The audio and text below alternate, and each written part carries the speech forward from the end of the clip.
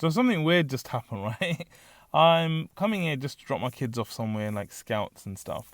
And the road that we're on is a very, very narrow road and it's uphill. So what happened as I'm parking up, a guy in a van, he comes up the road, and then there's another guy coming down the road in a car.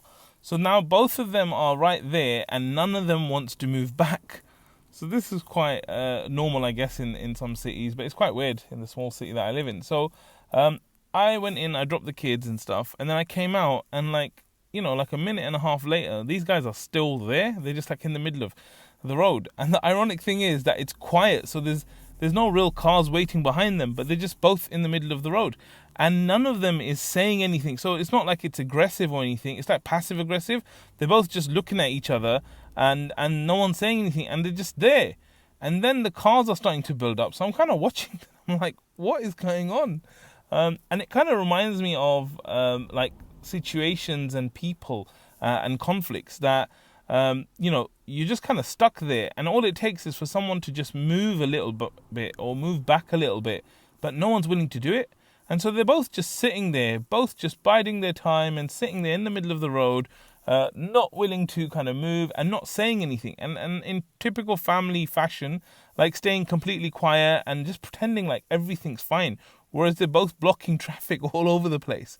So anyway, I went over to the guy who was in the van, who was kind of closest to me. And I said to him, look, mate, I think it's a good idea if you just kind of move back slightly, the traffic's kind of being held up and stuff. And he goes, well, look, I'm in a van. It's very difficult to back up in a van, right? And I'm like, well, fair point.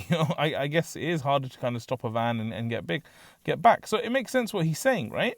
So then I go over to the other car, and this car's got two guys in there, right? And they are from obviously a different background to the guy in the car. So anyway, they go to me, look, brother, thank you so much. I know you're a peace guy. He just said that to me. I know you're a peace guy just by looking at you. But these guys, he's a this, he's a that. He just started swearing. I'm like, do you know him? He's like, no. He's like, but he looked at my face. He saw my face. And then he basically kept coming. So in his head, he's kind of got this story now saying that this guy has seen my face. He's seen the color of my skin. And because of that, he hasn't given way. And that's why he's kind of made such a big deal about it.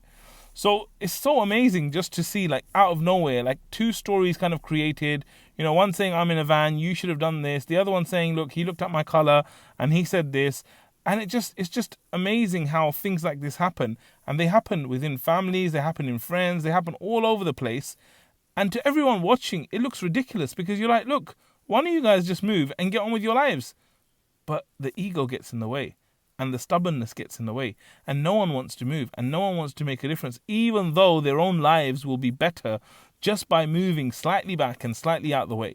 And the irony of it is that someone is going to have to move. At some point, someone will have to move. Like, we're not going to live on the streets, right? Not the whole of the street is not just going to wait for these guys. We're not going to build houses. Someone's going to have to move.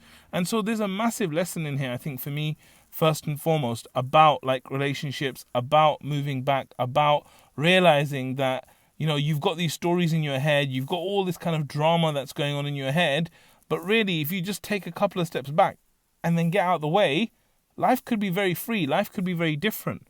But I think sometimes we just enforce it on the other people, enforce it on everyone else. So it's really, really important, I think, to take a lesson from this madness that just happened in the street, that if you have to, be humble, take a few steps back, and then go forward, inshallah, with your own life. Jazakallah khair for watching. Assalamu alaikum wa rahmatullah.